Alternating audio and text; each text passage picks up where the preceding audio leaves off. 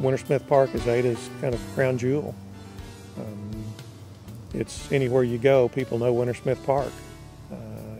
It's very important to our citizens. There's a tremendous history of Wintersmith Park. A number of years ago, it was placed on the National Historic Register as a National Historic District, which is kind of unique. Most areas are done as a historic building.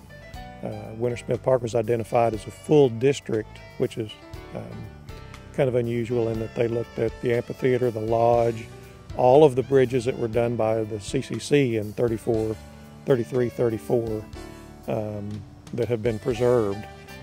So it gives a kind of an added significance to all the historic construction. That was one of the few CCC projects that were done for cities. Most CCC projects were done national parks or state parks. This group of folks that came in and did the improvements in our park went on to build Lake Murray State Park, one of the original state parks. So that group of folks trained here and built these Civilian Conservation Corps projects in Wintersmith, and then moved on, built Tucker Tower and Lake Murray. So there's quite a bit of regional significance in that. So you know, there's a tremendous history in Wintersmith.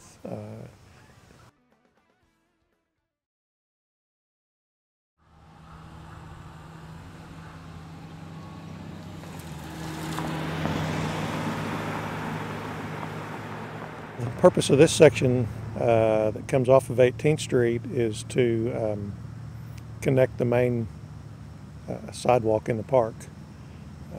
This is part of a larger project to go through and connect all the sidewalks in the park to all the playground areas. This connects 18th Street, and eventually we'll go up through the college, go up Scenic and tie in. So there's pedestrian access from the college, safe access, pedestrian access down to the park, and connects to all of the main areas of the trail, so you can basically get all through the park on a hard surface. Every project we do now, we look at ADA compliance. We're looking now what you call path of travel, which you see a lot of ramps, curb cuts being built. We've looked at the curb cuts, but also connecting those curb cuts with a hard surface all the way through.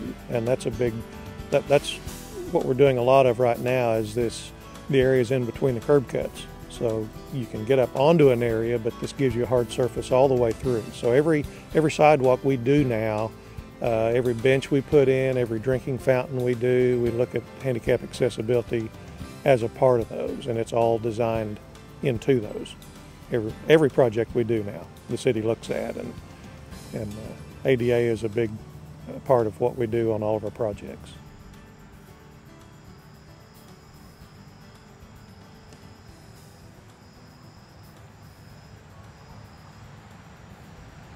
We never seem to have enough pavilions during the busy times of the year, and the area by the campfire cabin, there was an old park caretaker's house there, and we kept the slab. When that was torn down in the early 80s, we kept that slab, and thinking that we would do something with that later on since it was in good shape.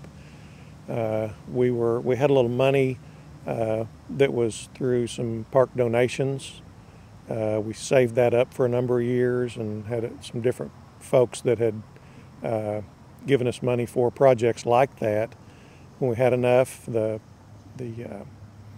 park staff looked at that area and decided there was really nothing on that side.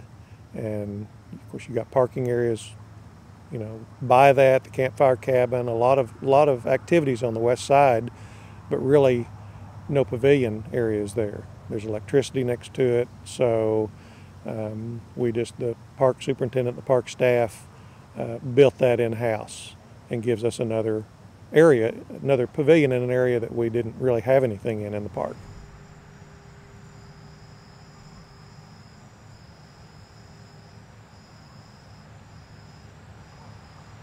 We're going to continue to look at sidewalk expansion. We're looking possibly at some additional pavilions, multi-purpose pavilions that could be used possibly for reunions, but potentially some bandstand areas.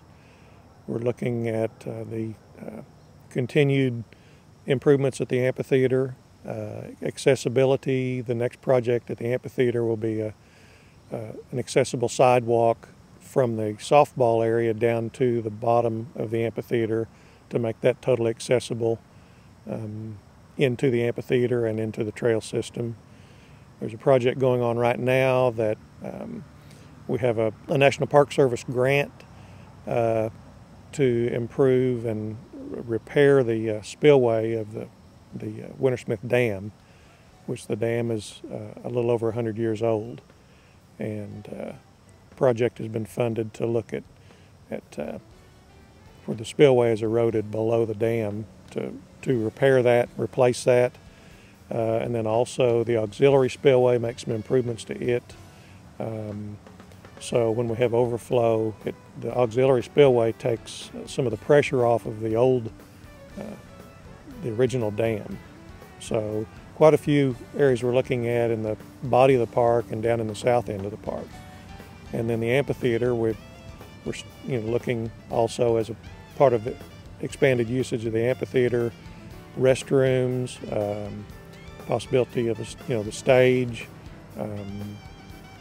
hard surface parking, trying to tie all that together so we can have large events and really accommodate folks with a ticket booth, with restroom facilities.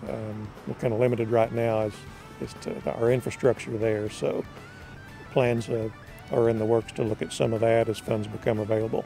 The park is used tremendously by the citizens for a number of different things, but it's all of our parks are important, but Wintersmith, being our largest park, obviously gets the most usage.